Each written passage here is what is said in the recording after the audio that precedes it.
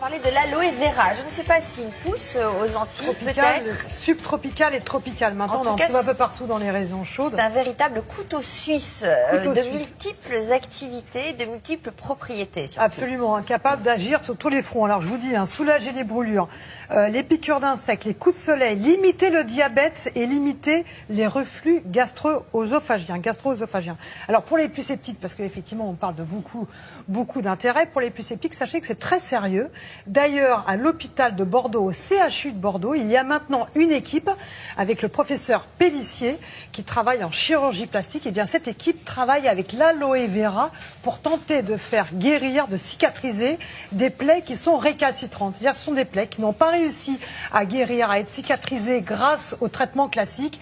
Et maintenant, eh bien, ce professeur Pellissier a décidé dans son service d'introduire l'aloe vera, de le mettre sur les plaies. Et les résultats sont tout à fait exceptionnels. Alors évidemment, on a voulu en savoir plus. Nous nous sommes rendus à Bordeaux et nous avons suivi une patiente, Maïté, gravement brûlée sur la cuisse. Aujourd'hui, Maïté se rend au CHU de Bordeaux pour une consultation très particulière, se faire soigner grâce à une plante exotique. Après une brûlure sévère et l'échec des soins classiques, l'équipe médicale lui a proposé de miser sur les pouvoirs exceptionnels de l'aloe vera pour tenter enfin une guérison. Il y a quelques mois, je me suis ébouillantée avec une bouilloire. Je me suis retrouvée avec une brûlure au 3e degré. On m'a proposé donc une greffe parce qu'il n'y avait pas de choix de faire autre chose. Une partie de cette greffe n'a pas pris et la cicatrisation était assez difficile. Bonjour. Oui. Curieusement, on m'a proposé un soin que je ne connaissais pas du tout. Enfin, je connaissais le nom de la plante qui est l'aloe vera et j'ai accepté. 3 fois par semaine, donc je revenais à l'hôpital pour me faire des soins à l'aloe vera. Ce soin était donc très agréable. Cette crème est onctueuse, très parfumée et de plus, elle hydrate parfaitement. C'est vrai que lorsqu'on a une brûlure, il y a une odeur et avec l'aloe vera, je n'avais plus cette odeur.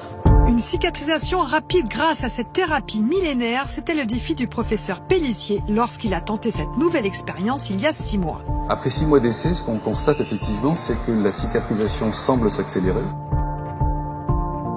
Les pansements sont remarquablement indolores, c'est-à-dire que le changement de pansement est très confortable pour le patient. Et on a également une réduction de l'inflammation de la plaie elle-même, mais surtout des tissus autour de la plaie, ce qui permet une meilleure cicatrisation. Les études précédentes ont montré que l'aloe vera contient des composés extrêmement intéressants, des oligo-éléments ou des facteurs de croissance, qui permettent de booster la cicatrisation tout d'abord, mais également de lutter contre la douleur d'une part, et contre l'inflammation de la plaie et des tissus environnants d'autre part, ce qui le rend donc très intéressant dans la cicatrisation des plaies chroniques. Là, nous en sommes à 3 mois de plaie. Oui. Et ça fait 3 semaines que nous ne nous sommes pas vus. Oui. Mais c'est guéri. Maintenant, je l'utilise régulièrement pour mon corps et puis pour tous les petits bobos qu'on peut avoir, c'est-à-dire une piqûre, un bleu, etc. quoi.